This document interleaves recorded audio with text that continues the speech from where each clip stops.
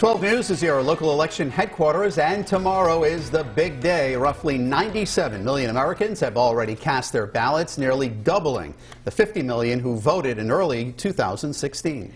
On top of the race for the White House, local, state, and congressional positions are at stake. Today, President Donald Trump and Democratic nominee Joe Biden did some last-minute campaigning in swing states. President Trump holding rallies in Pennsylvania, Michigan, and Wisconsin, while Biden concentrated on the Rust Belt with events in Ohio and Pennsylvania.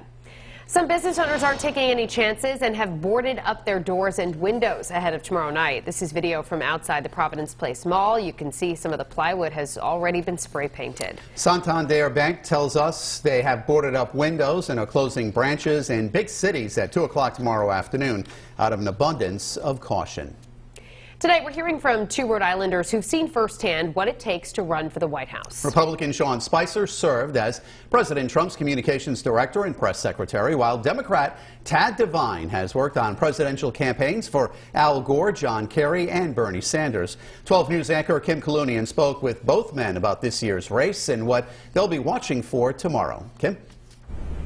Well, Sean Spicer and Tad Devine couldn't be more different politically, but they do have some commonalities. They were both raised in Rhode Island, and they both agree that the stakes this election cycle have never been higher.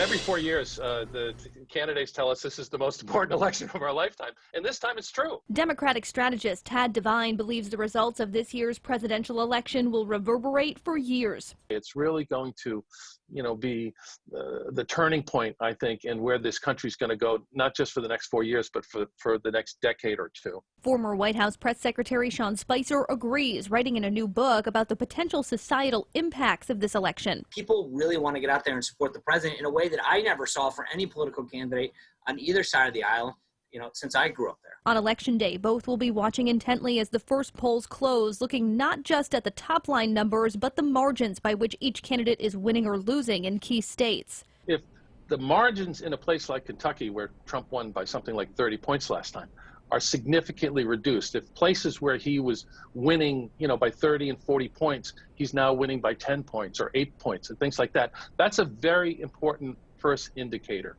Is Biden doing better or worse than Hillary Clinton? Is the president doing better or worse than he did in 2016? So looking at some of those key places, even in a place like Broward County, Florida, which goes heavily Democrat, the question is, do they do so in the margins that they did in 2016?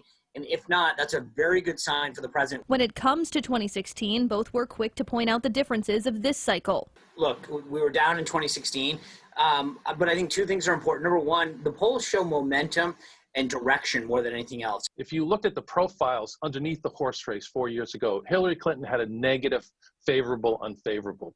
More people disliked her than liked her.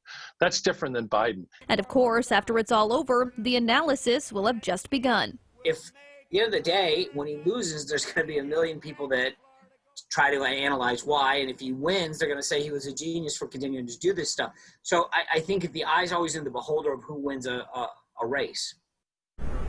And right now on WPRI.com, you can find my full conversations with Spicer and Devine, where we discuss Rhode Island's status as a reliably blue state, but one with a strong faction of Trump supporters. In the newsroom, I'm Kim Kalunian, 12 News.